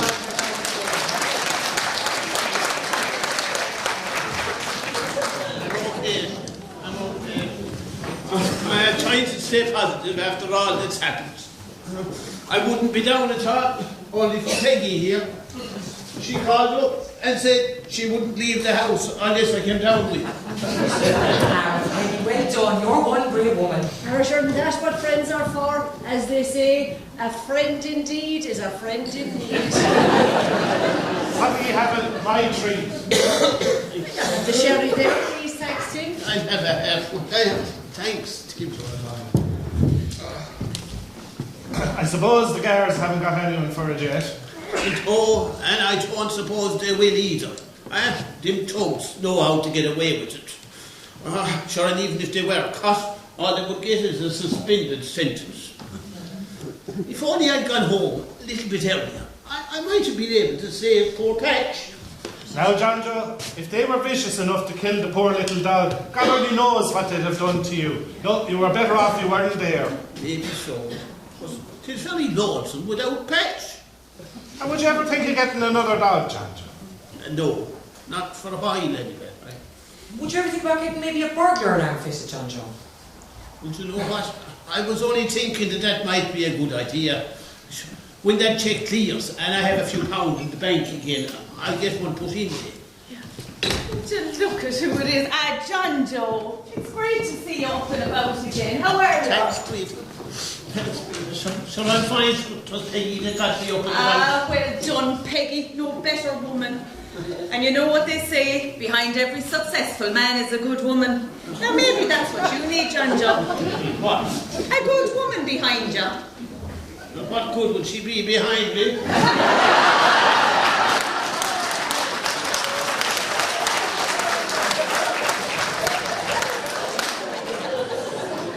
In front or beside me would be better option. Aha, great man, John Joe. It's great to see you out and about again. Thanks, Brian. Come in. What's that you're drinking? Oh, that stuff. Yakult. Great stuff entirely. To put lead in your pencil.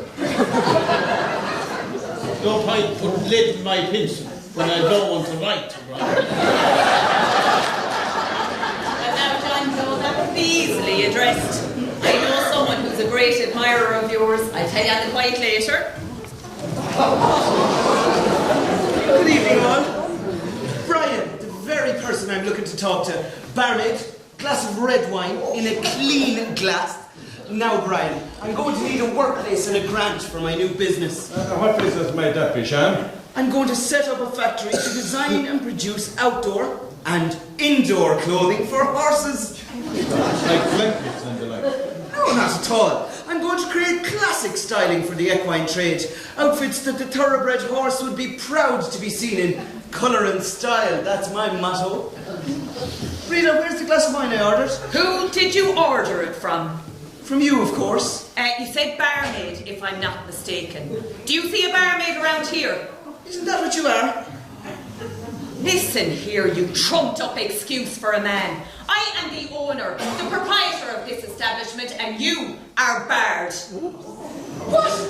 You can't bar me. I'm a businessman, an inventor, an entrepreneur, a pillar of the community. Oh, well, God help us if you're a pillar of the community. And as far as inventing anything is concerned, you couldn't invent your way out of a paper bag. Get out, now. Go on.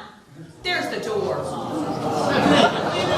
You can't tell, Sham. So what am I doing for a bit of sport? Give him a chance. Oh, well, seeing as it's you that's asking John Joe. Sham! Get your ass back in here. What? Get up here and apologise to me and address me as the landlady, and I might just serve you. Well, okay, I apologise. May I have a glass of red wine, Miss O'Brien? What's the magic word? Please. And who said you can't teach an old dog new tricks, huh? Right, Cullen, over here. Someone's in the doghouse. Good evening, Tina. Oh, you're looking absolutely radiant tonight. Piss off, Breda. Cry now.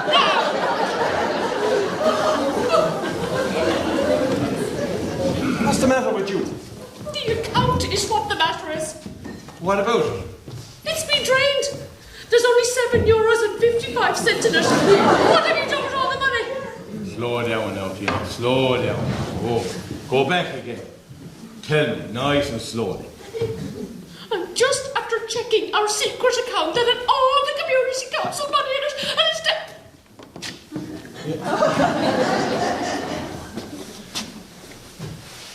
Thanks, Breda. Thank you. And? Instead of there being 755,000 in it, there's only €7.55. What have you done with all the money? Look, I didn't even look at that account today. Not to talk or do anything with it. Look, maybe you're the one who's after doing something with the money. Thanks, Breda. Well, did you? Me? Do you think I would come in here shouting the odds if I was the one who took the money? Right. Look. Calm down, Keane. Will you just just calm down, right? Okay, tell me again. How much did you say was on the account? €7.55 instead of 755,000. Okay. Look, it's all right. Look, it's probably only an hour on the bank side or something like that, right? These things happen, right? Okay? We'll went to the bank in the morning together and we'll check the account. The two of us. Okay? Right? The main thing now is that we stick to the plan. Okay? Right? I've my uncle's place in Dublin all done up. I'm ready, all fully kitted out, right? I've my $1.5 million in my briefcase going around. So let's not be falling out now, okay? Yeah. Okay. Yeah. It must be a mistake on those banks. But I'm telling you, we're coming in here on Thursday before we go, and I'm going to let this crowd know what I think of them. They always treated me like dirt. Me. It's time to rub their noses in it. Trouble in paradise, I think. Oh yeah, I heard him saying something about money missing. I wonder, is that from the community council account? Well, sure, who knows what that pair would be up to, Peggy. I better be off. Good night. All right, John Joe. Oh, John Joe, you can't be going home on your own.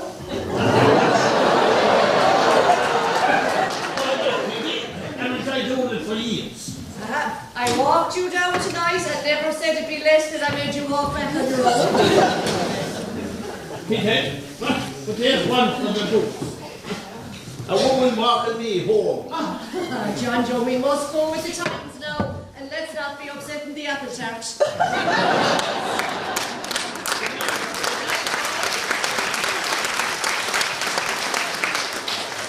Right, come on the rest of ye. Look at the time. Time to go. You don't have to go home, but you can stay here.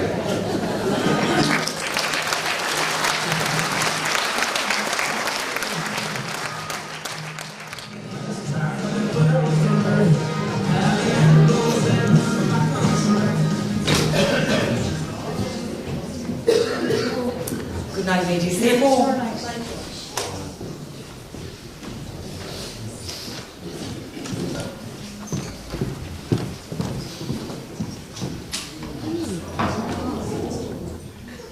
Are you sure about this? You could always change your mind and stay. How will you stop it? I've been wanting to get out of this place, this bar, this village for years. I'm sure I could never go off and do what I wanted for myself while Dad needed me. And then he's died and left me this place. Probably thought I'd be delighted. Little did he know it'd be like a millstone round my neck. He always said that you were born for the trade, a natural publican. Oh, if only he knew what I really wanted. Do you think he would have understood? Probably not. He was very set in his ways. Sure, he was horrified at the thought of the pub opening on a Good Friday. What's this he used to say? Oh, religion is gone out of the people. They've no respect for God or the church anymore. Oh, if only he knew what I really wanted. God, there'd probably be one hell of a scene. He'd probably call the parish priest down to pray over you to see that you could be cured. It's where he was into witchcraft or something. He'd probably go better with that. Oh, God bless all here. Oh, Rita. Oh, I'm glad I caught you before you go. Oh, you look after yourself now, won't you? And make sure you come back and see us every now and then, won't you? I will, Peggy, and thank you for all your help and friendship over the years. Not at all, sure. It was a pleasure working for you. And now that Tim and Joan are taking over, sure, I get to keep me good job. God, I didn't think you'd have the time now that you've taken on the job of looking after John Joe. Sure, there's no looking after in John Joe. Oh, God, are we mad moving in together at our age?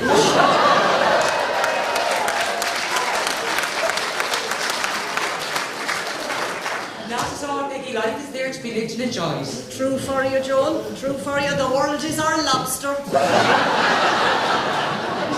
Sure, one can live as cheaply as two, huh? And would you do the world of good for that son of mine to fend for himself for a change? Oh, good evening, Romeo. How are you this evening? Stop that now. Peggy and I have just been practical. I needed a bit of company and Peggy needed to get away from that son of us. Well, speak for yourself, John Joe Whelan. I'm expecting a bit more than that, so you better brighten yourself up. You know what they say, where there's a way, there's a will.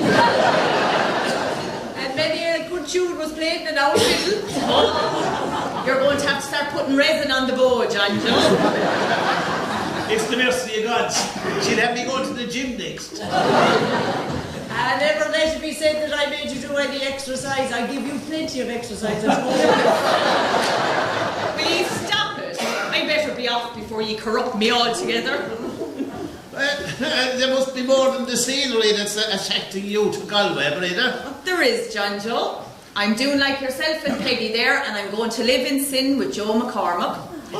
Joe bought a guest house and I'm going to manage it. But not only that, Joe is a doctor, so I'll be well looked after health-wise. Well, you know what? I'm delighted for you. Huh? Well, Joe's gain is our loss. He must be very special to have won your heart. She is, John Joe. She? What you know? I always wondered why you rejected my romantic gestures down from here. Well, I'm delighted for the two of you. The very best to look. Thanks, John Joe. I hope I haven't shocked you too much. No, to take an awful lot to shock me these days. And sure, as long as a couple love each other, isn't that all that counts? Right, I'd better be off, Joan. I'll phone you when I get there, okay? Look after this place, won't you? Oh, good luck, John Joe. Goodbye now. Goodbye. Look after this woman, won't you? See you, Peggy. Come back and visit us, Breda. All right. Thanks. Hello.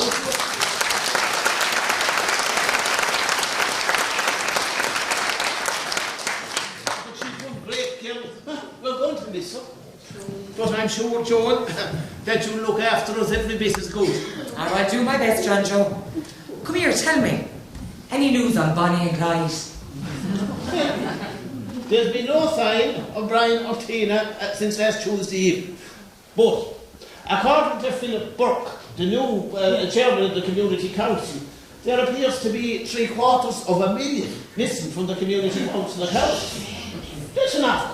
And was there anybody else involved other than Brian or Tina? Well, you see, I don't know whether we didn't hear. So until there is a full investigation, we'll never know. Well, all I want to know is where's the money gone. And Brian says he hadn't it, and Tina says she hasn't it either. Well, you see, apparently a couple of years ago, the two of them set up some sort of a secret account. And whatever money that she could fiddle went into it. And where's the account of theirs now? Well, the fraud squad found the account, but there was only a couple of euro in it. So one or other of them moved the money out before they could get caught? Spot on, Joan, but the question is, which one? They're both accusing each other.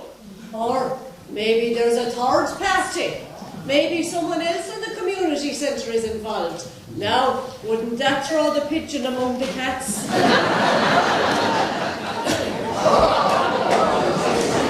you look what they have just tried to?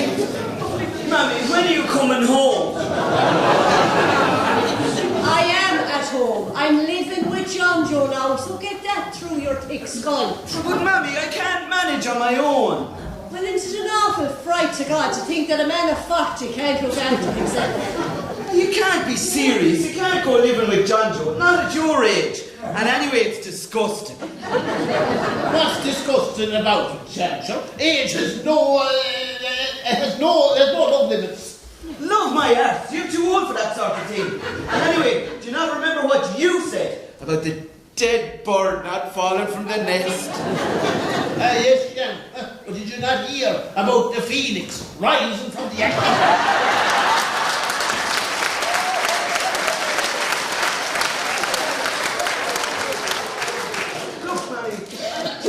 Look after the house, cooking and washing and that. I'm looking after my business interests. Well, it's about time now that you made looking after yourself your business. Look, you can stay in the cottage rent-free. All you have to do is look after the electric, the heating, the cooking. And if you don't like that, you can move out any time you like. It's just not fair. I need all the support I can get. I'm on the brink of launching my fashion for horses industry. I have supported you and your crazy, stupid ideas for long enough. You're on your own. Oh, it's just not fair. I'm an honest, upright, up-and-coming businessman, and my own mother won't even support me. And there's Tina and Brian getting away with stealing millions from the community centre. I should have had some of that money. To think if even I had 1 million of it, what I could do with it. Oh, look, Mammy, you'll at least cook for me. No, I'm cooking for John Joe. Yes, and doesn't every woman know that the way to a man's heart is through his stomach? Now, John Joe, any woman that thinks the way to a man's heart is through his stomach is aiming too high.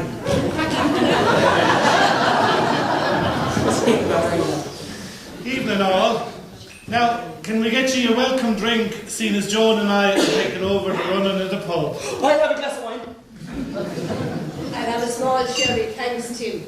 I have another half one. I'll get me here. Tim, tell me, are you hungry, love? Would you like something to eat? No, I'm grand, love, but I'll have a course.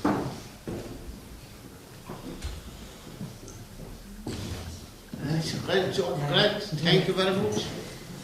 Tell me, Tim, do you know which of them has the money? Don't keep me in suspense. I do. Well, will you tell me then?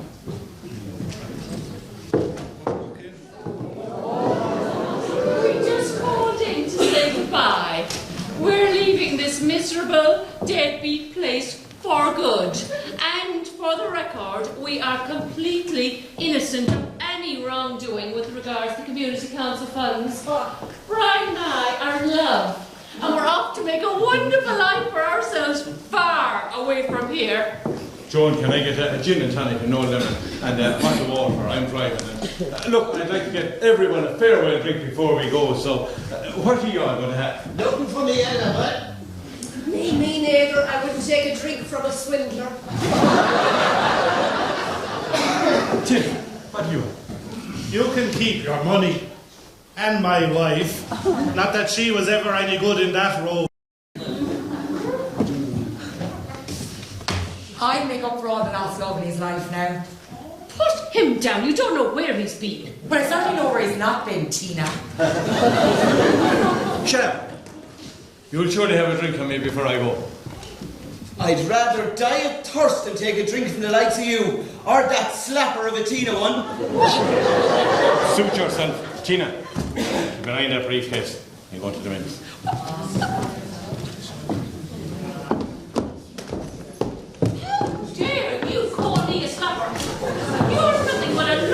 Excuse of a man with your so-called business ideas. You haven't the brains of a dead mouse. You'll never amount to anything. Well, if you weren't a woman, I'd hit you a slap. Well done, then that'll stop you. But you know, I'll happily hit back. What's in the briefcase anyway? The money you stole from the community centre, is it? No, not that it's any of your business. But that's money that Brian saved up from his own successful business deals. And you expect us to believe that? There's over €750,000 missing from the community council accounts. And I bet anything that's what's in the briefcase. That's where you're wrong, Miss High and Mighty. But I'll tell you what's in the case. There's $1.5 million in cash that Brian saved up from his business deals over the last number of years. All totally legit. That amount of money can't be legit. If that's money that's been siphoned out of the company, then there's tax and VAT due on it. Brian could go to jail for that kind of fraud, and so could you as an accomplice. I think a phone call to the revenue might be in order. I'm sure they'd love to get their teeth stuck into investigating exactly where that money came from. You can phone who you like. Brian and I are leaving here today. And there'll be no trace of that money after that. So what will anybody have to investigate then, smartass? Hey, Tina. Come on. We've no more business around this place. Then we were out here. That'll cover the drink, right, sir. Good luck to you. Let's go. Come on. Good riddance.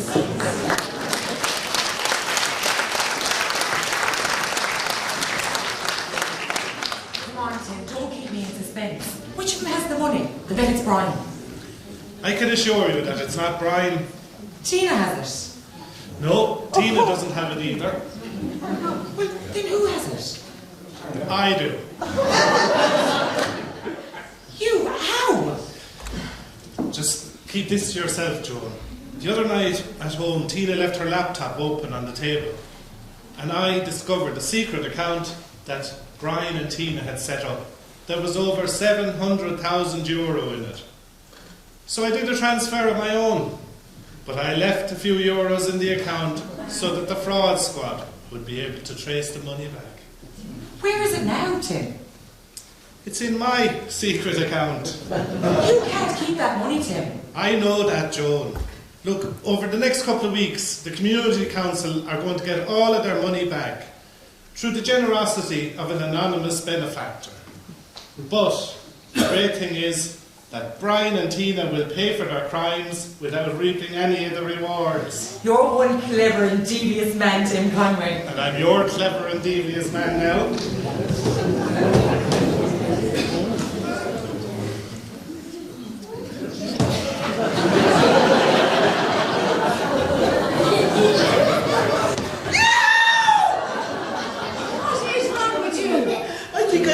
Financial backer for my film. What nonsense are you on about now, Seamus? It's no nonsense, Mammy. Councillor Cullen's just donated €1.5 million towards my film. Although he doesn't know it yet. What you mean? The €1.5 million in cash in the briefcase. They're running away money. Tina picked up my briefcase by mistake and left me with theirs. There's going to be hell to pay when they discover their mistake. By the time they discover their mistake, I'll be well gone. And they can't hardly call the guards, so before I ride off into the sunset, let me buy you all a drink. Here, Joan, take it out of that, and you can keep the change. You'll be able to employ someone to cook for you now. Certainly not. A prominent film director can't be seen to be living in a cottage. I'm going to book into the best hotel money can buy. Now I'll bid you farewell. Keep an eye out for my blockbuster of a film.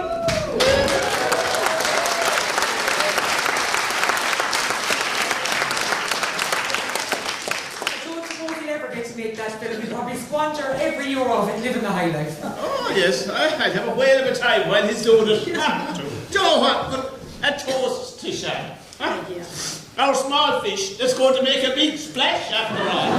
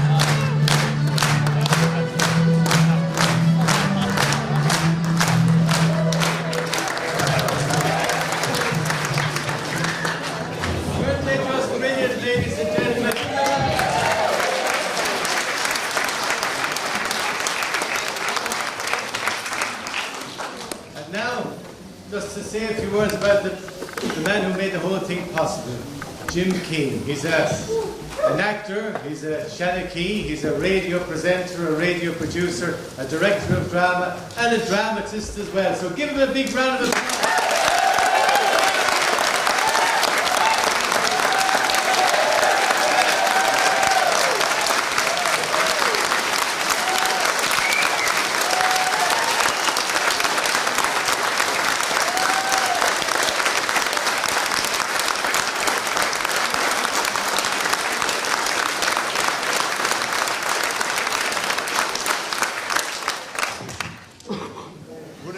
Say you enjoyed it? Thank you very much. Listen, you've been a fabulous audience. You know, you've really given great encouragement, great laughs to the cast up here tonight. And I also want to thank you for being so generous to the raffle. The raffle tonight and last night are all going to South Tipperary Hospice. It's a cause that's very close to my heart and to the heart of all of the ticket sellers that were selling the tickets tonight. And thank you, guys. You did an amazing job. We'll give them a round.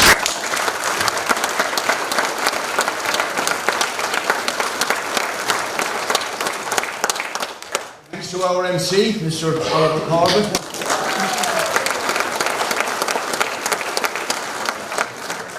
An excellent job as always, and there's never a problem. Oliver, can you do MC? We're putting on a play in Cashel. Yeah, when is it? No bother. And it's done. Thanks, Oliver.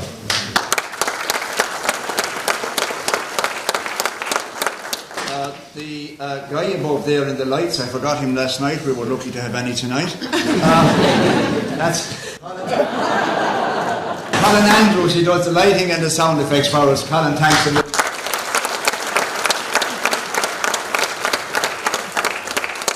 Of course, the staff, Ronan and the staff here in Breda, it's a fabulous theatre to perform in, but it's also a fabulous theatre for welcome and for friendship. And they've looked after us so well, you know, all through the week, between letting us in to put this set up and organising tea and coffee for us during the break. And honest to God, it's home from home. So we give them a really good.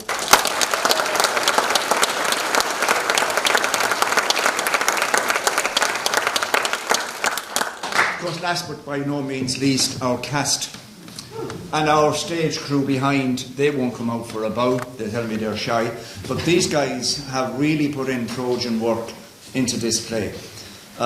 It's been a difficult road to put this play on here in Breda, because I suppose we launched it last October back in Knockavella. We did 2 nights in Knockavella and had a fantastic night in Knockavella. And thanks to Knockavella Community Council and the Hall Committee, because really they were exceptionally kind to us with rehearsal facilities and looking after us when we put the play on there.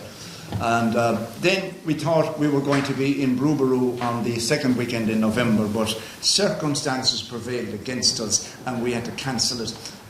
With the result, the cast ready to perform in Breda suddenly found that, okay, they had time off, then they had to go back into rehearsals again in the January and February. So it's been a long road for these people since September, since we started rehearsing. So I think they deserve one more.